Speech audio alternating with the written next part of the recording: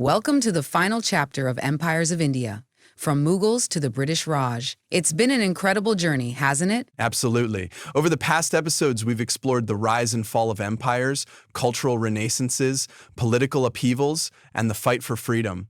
But today we're stepping back to reflect on the legacies these empires left behind. That's right. Both the Mughals and the British profoundly influenced India, shaping its art, architecture, governance, education, and even its socio-economic fabric. But how do these legacies play out in modern India? And what lessons can we draw from them for the future? Let's start with the Mughals. Their impact on Indian culture is undeniable. From the majestic Taj Mahal to the intricate miniatures of Mughal paintings, their contributions to art and architecture continue to be celebrated. And it wasn't just about buildings and art. The Mughal era gave us the rich flavors of Mughalite cuisine, the fusion of Persian and Indian cultural elements, and advancements in literature and music. These aspects still resonate in India's identity today. True. For example, Hindustani classical music owes a lot to Mughal patronage. The blending of Persian and Indian musical traditions created something truly unique. The Mughals also set up a centralized administrative system that laid the groundwork for modern governance in India. Their methods of taxation and land revenue collection influenced subsequent regimes, including the British. And then came the British. Their legacy is a mixed bag, isn't it? On one hand, they introduced railways, modern education, and a judicial system. On the other, they drained India's wealth and left a deeply divided society. Exactly. The British created infrastructure not for India's benefit, but to serve their own interests.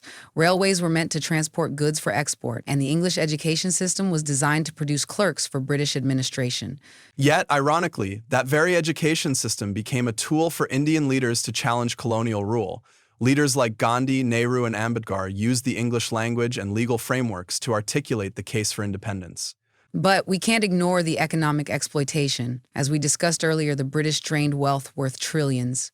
This left India impoverished at the time of independence, with vast inequality and underdevelopment. Let's talk about societal changes. The British brought about reforms like the abolition of practices such as sati, but these were driven more by political motives than genuine concern for social justice. True.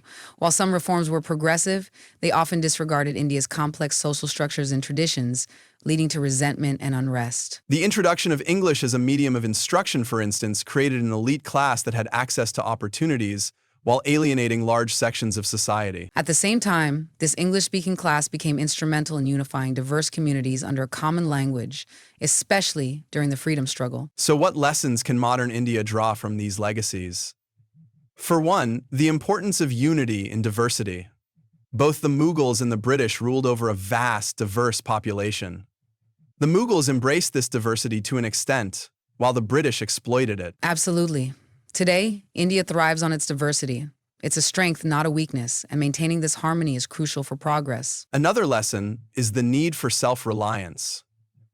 The economic exploitation during colonial rule taught us the importance of building indigenous industries and reducing dependency on foreign powers. And let's not forget the value of education. While the British introduced modern education, India must ensure that education today is inclusive, empowering, and aligned with the needs of a global economy. What stands out most is India's resilience.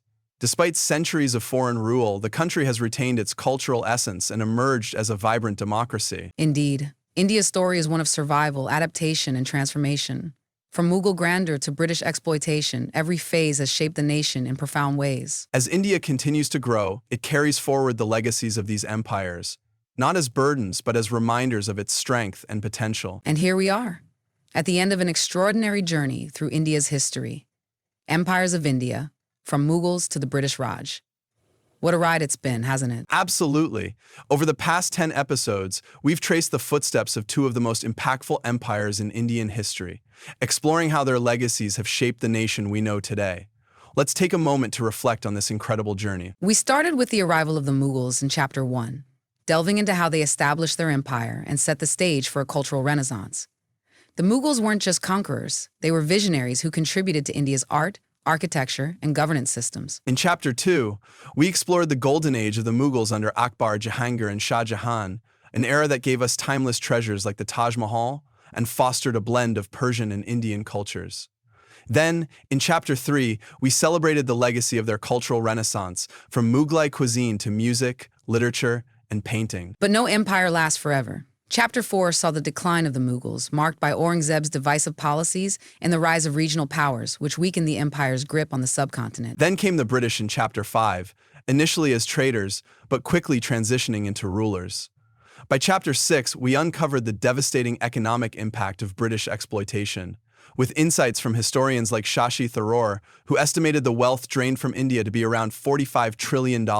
Their influence wasn't limited to economics. Chapter 7 examined the social and cultural changes they imposed, introducing English education, legal systems, and reforms, while simultaneously dividing communities and exploiting resources for profit. The turning point came in Chapter 8, where we explored the uprising of 1857, the First War of Independence.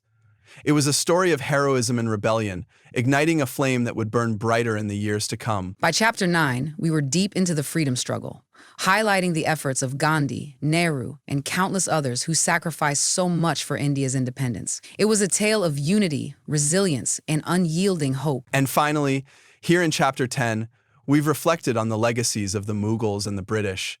From the grandeur of Mughal art to the challenges of colonial exploitation, these empires have left indelible marks on India's story. When the British left India in 1947, the country was in ruins, economically drained, socially fractured, and burdened with the scars of partition. Many doubted India's survival as a unified nation, let alone its potential to thrive. And yet, India defied the odds. From that difficult beginning, India has risen to become one of the world's fastest-growing economies and an emerging superpower. It's a testament to the resilience of its people and the vision of its leaders. Today, India is a global leader in technology, space exploration, and innovation. It's home to the largest democracy in the world, a thriving cultural heritage, and a youth population brimming with potential. The journey from colonial subjugation to independence and, now, global prominence is nothing short of extraordinary. But this transformation didn't happen overnight. It's a story of perseverance, policy reforms, and a collective determination to build a better future. A story we're excited to explore in our next series. In our upcoming series, India's Journey After Independence, Building a Superpower, we'll dive into how India navigated its early challenges, rebuilt its economy, and carved its place on the global stage. We'll look at landmark moments like the Green Revolution, the rise of India's IT sector, its advancements in space technology, and the social reforms that have shaped its modern identity. It's a story of transformation, innovation, and resilience, and we can't wait to bring it to you. As we wrap up this chapter of Empires of India, we want to thank you, our listeners, for joining us on this fascinating journey through history. We hope this series has inspired you to reflect on India's incredible past and the lessons it holds for the future. If you've enjoyed this podcast, share it with your friends and family. It's a story everyone should know. Stay tuned with Westferry Times for more captivating stories, discussions, and insights. Until next time, take care, stay curious, and keep exploring the incredible story of India. We'll see you in our next series. Goodbye for now.